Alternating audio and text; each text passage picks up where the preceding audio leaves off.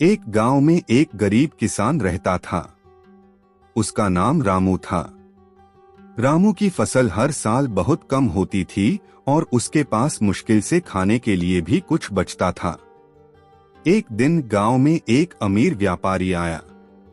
व्यापारी ने गांव की सड़क पर सोने के सिक्के बिछा दिए और चमचमाते आभूषण भी बिखेर दिए।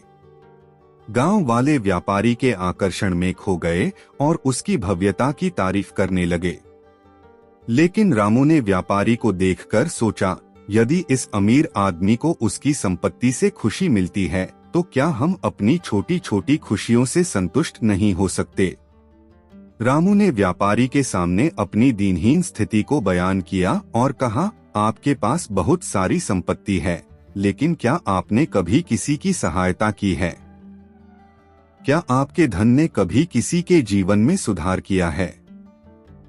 व्यापारी ने हंसते हुए जवाब दिया, मेरे पास जो भी है वह मेरे लिए है। मैं दूसरों की मदद क्यों करूं? रामू ने सोचा और फिर अपने घर से एक थैला भरकर अनाज व्यापारी के सामने रखा। वह व्यापारी हैरान रह गया और बोला, तुम्हारे पास तो खुद ही कम है, तुमने यह क्यों दिया?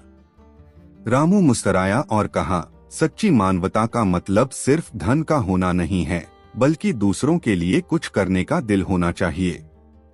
तुमसे ज्यादा मैं जरूरतमंद हूँ, लेकिन मैं मानता हूँ कि अगर मैं तुम्हारे धन की भव्यता देखूंगा और उसे पाने की चाह करूंगा तो मुझे कभी सच्ची खुशी नहीं मिलेगी। व्यापारी को रामू की बात समझ में आ गई।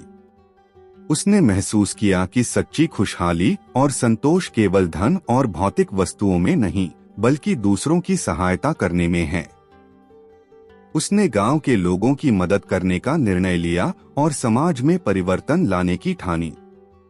सच्ची मानवता और खुशी दूसरों की मदद करने में है, न कि केवल अपनी भौतिक संपत्ति में।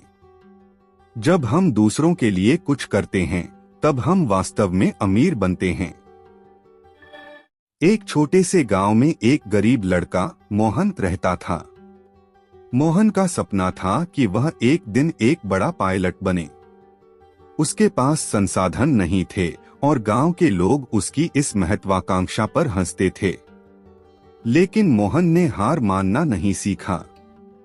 हर दिन मोहन अपने सपने की ओर कदम बढ़ाता। वह पुराने विमानों की किताबें पढ़ता और आसमान में उड़ने की कल्पनाएं करता।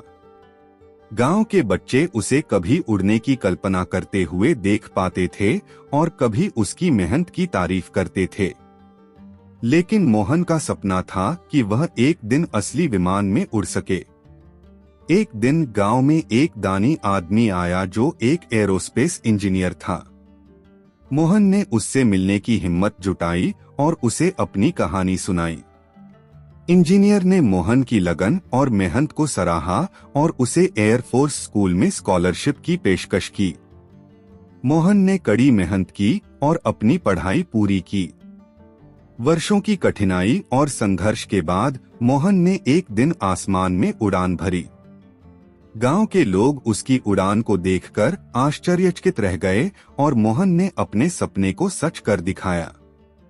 सपने देखने और उन्हें पूरा करने की यात्रा में कठिनाइयां जरूर आती हैं, लेकिन अगर हम दृढ़ संकल्प और मेहनत से काम लें तो कोई भी सपना बहुत दूर नहीं होता।